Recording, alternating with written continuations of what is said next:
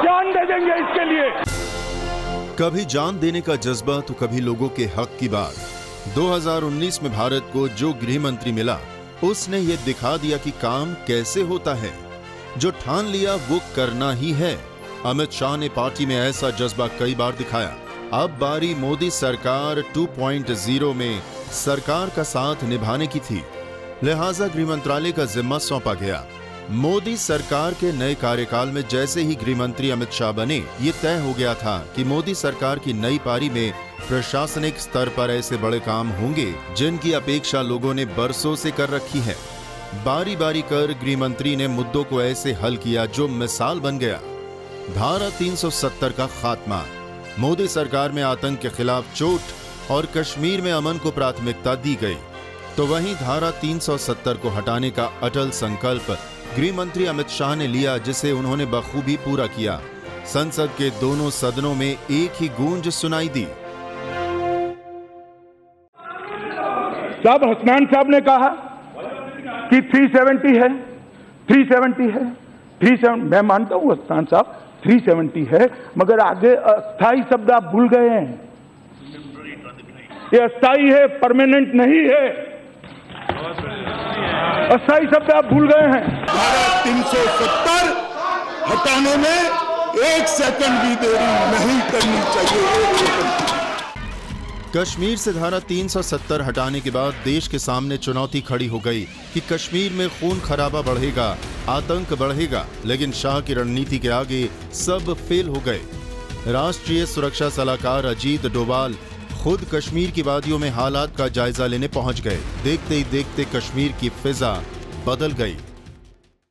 माननीय अध्यक्ष जी, जहां तक जम्मू कश्मीर की जनता और विशेषकर घाटी की जनता है, पूरी तरह से स्थिति नॉर्मल है।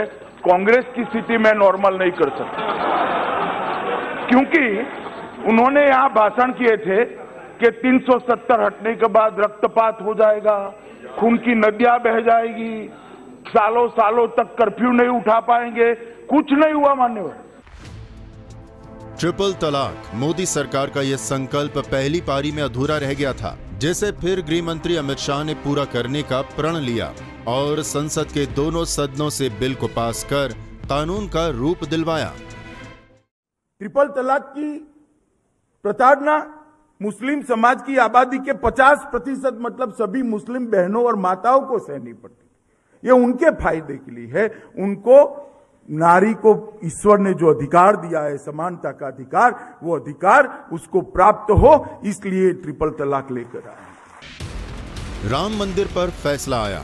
मुद्दा गंभीर था। देश में तरह तरह के कयास थे कि कहीं कुछ गड़बड़ ना हो जाए, लेकिन सुरक्षा इंतजाम का ऐसा चक्रव्यूह रचा गया, पूरे देश से कहीं भी किसी भी घटना की बात सामने नहीं आई।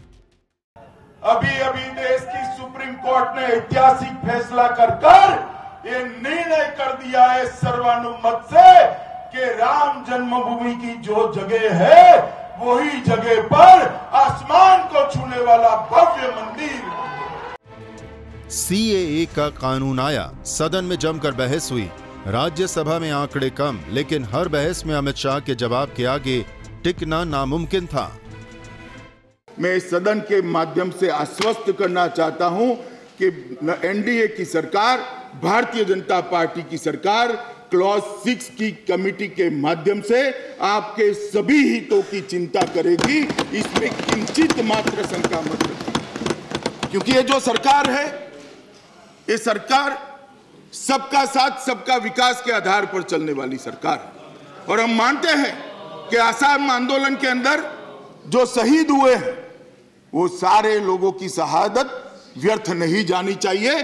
आसाम की समस्या का सच्चा समाधान लाने का अब समय आ गया। सीएए भी पास हो गया। हालांकि इसको लेकर भ्रम की सियासत खूब खेली गई।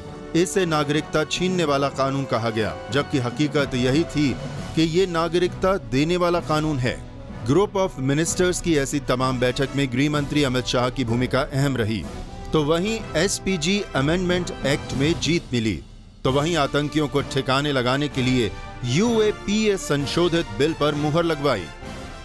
समय के साथ साथ आतंकवादी संस्थाएं जितनी आगे बढ़ी है, वो 2 कदम आगे बढ़ती है तो हमारी एजेंसियों ने मान्यवर 4 कदम आगे बढ़ना पड़ेगा, तभी आतंकवाद रुकेगा। हमारी एजेंसियों को हमने मजबूत करना पड़ेगा।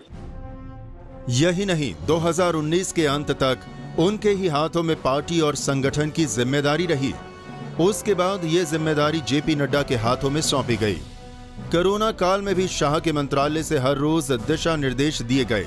इस बीच उनके बीमार होने की अफवाह भी उड़ाई गई, जिसका जवाब उन्होंने बड़ी सादगी से दिया और अपने पार्टी कार्यकर्ताओं को भी संदेश दिया कि वो स्वस्थ हैं। पिछले 1 साल में गृह मंत्री अमित शाह ने बड़ी जिम्मेदारियों को जिस अंदाज में संभाला, उससे ये उम्मीद बंध गई है कि आगे आने वाले वर्षों में देश के लिए ऐसे फैसले होंगे जो लोगों को सपने लगते हैं। पीएम नरेंद्र मोदी और अमित शाह की ये जोड़ी अब रुकने वाली नहीं है।